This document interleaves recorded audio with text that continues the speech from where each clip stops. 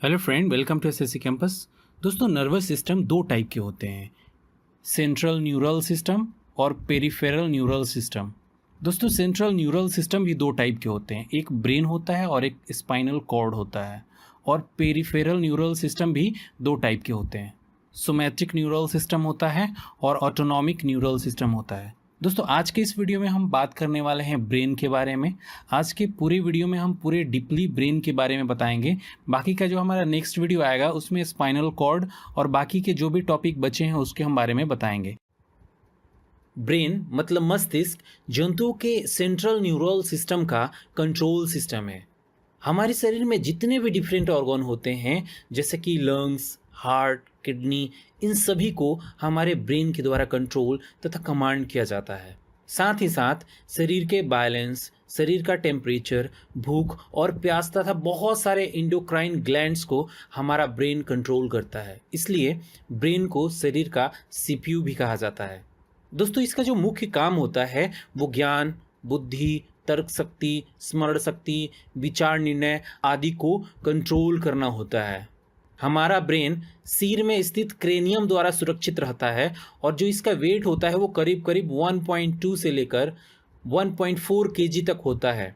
यह मुख्य sense organs जैसे कि आँख, कान, नाक, जीभ, त्वचा से जुड़ा रहता है और सभी ऑर्गन से इलेक्ट्रिक जो इम्पल्स होता है यहीं पर आता है, जिसको समझना तथा रिस्पॉन्ड करना मस्तिष्क मतलब ब्रेन का काम होता है।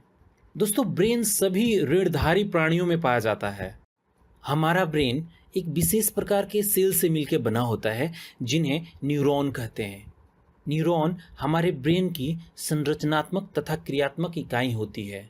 दोस्तों, न्यूरॉन की जो टोटल संख्या होती है वो करीब करीब 1 खरब से भी अधिक होती है। ब्रेन के मेनली 3 पार्ट होते हैं। फर्स्ट अग्र मस्तिष्क मतलब फोर ब्रेन, सेकंड मध्य मस्तिष्क मतलब मिड ब्रेन तथा जो लास्ट है पश्च मस्तिष्क जिसको कहा जाता है हाइंड ब्रेन। तो चलिए दोस्तों, हम फर्स्ट बात करते हैं फोर ब्रेन मतलब अग्र मस्तिष्क के बारे में। दोस्तों, यहाँ पर फोर ब्रेन को भी हम 3 पार्ट में डिवाइड कर सकते हैं, सेरेब्रम, थैलेमस और हाइपोथैलेमस। ठीक है, तो सबसे पहले हम बात करते हैं सेरेब्रम की।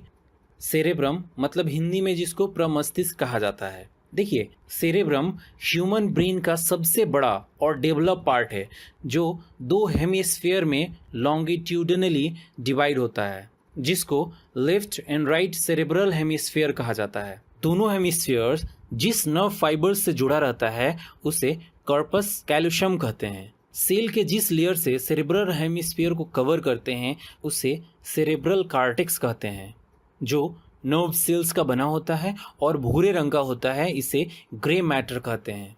सेरेब्रल कॉर्टेक्स के नीचे का जो पार्ट होता है वो एक्सॉन से बना होता है और यह श्वेत रंग का होता है जिसे वाइट मैटर कहते हैं। सेरेब्रम का लेफ्ट हेमिस्फीयर बॉडी के राइट पार्ट को कंट्रोल करता है और इसी तरीके से राइट हेमिस्फीयर लेफ्ट पार्ट को कंट्रोल करता है। अब सेरेब्रम का कार्य क्या होता है, तो देखिए मेनली इसके 3 काम होते हैं। सेरेब्रम मानसिक काम जैसे कि सोचना, तर्क करना, प्रॉब्लम सॉल्व करना, योजना बनाना, याद रखना आदि करता है। दूसरा, यह हमारे शरीर में प्रेजेंट वॉल्यूटरी मसल्स को कंट्रोल करने का काम करता है। सेरेब्रम आँख, कान, नाक इत्यादि से आने वाले जो भी इंफॉर्मेशन होता है उसको ग्रहण करता है और इस पर कार्रवाई करने का काम करता है। दोस्तों, जिस व्यक्ति में सेरेब्रम छोटा होता है उस व्यक्ति का गाइरस तथा सल्कस कम डेवलप होता है और वह व्यक्ति कम दिमाग का होता है, मतलब दिमाग से पैदल होता है। सेकंड हम बात करते हैं थैलेमस की।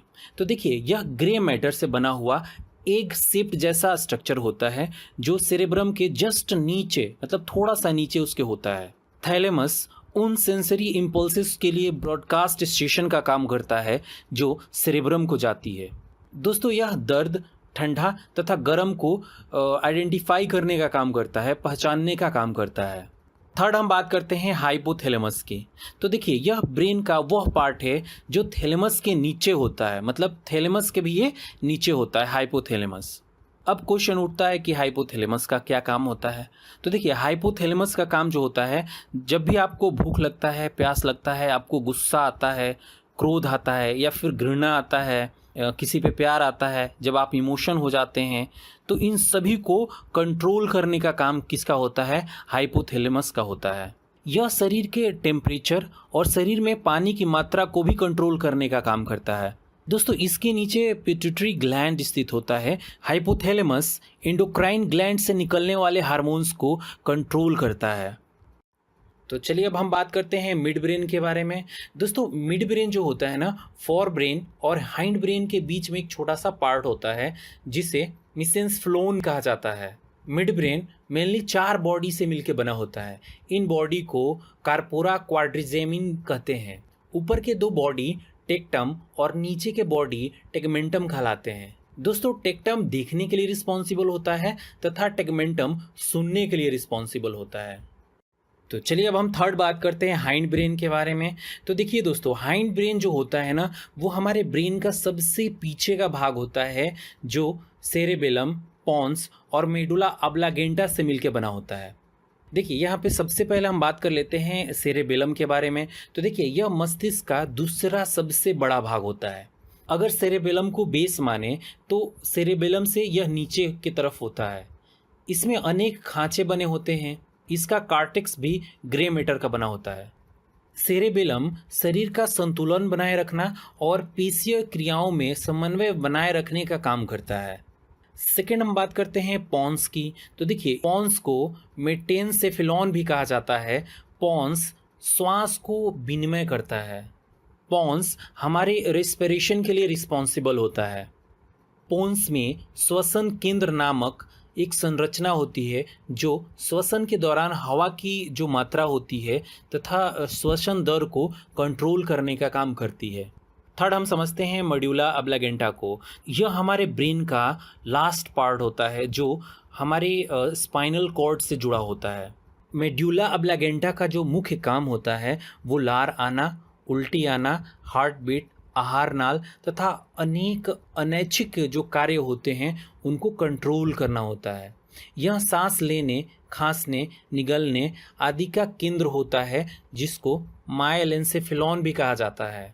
दोस्तों, हमारा brain stem mid brain, pons और मेडुला ऑब्लांगेटा से मिलकर बना होता है। तो चलिए अब हम बात कर लेते हैं ब्रेन के जो मुख्य कार्य होते हैं वो क्या क्या होते हैं। देखिए, ब्रेन शरीर के temperature, blood pressure, pulse rate, heart rate और सांस लेने की जो क्रिया होती है ना, उसको सामान्य रखने की कोशिश करता है। वह शरीर के जितने भी अंग होते हैं उसको कंट्रोल करता है। ब्रेन अलग अलग सेंस ऑर्गन की मदद से देखकर, छूकर और चखकर हमें अपने आसपास होने वाले जितने भी क्रियाएं होती हैं उनको बताता है और समझाता है। हमारा मस्तिष्क शरीर में होने वाले हर हलचल को कंट्रोल करता है और हमें सोचने व समझने की शक्ति प्रदान करता है।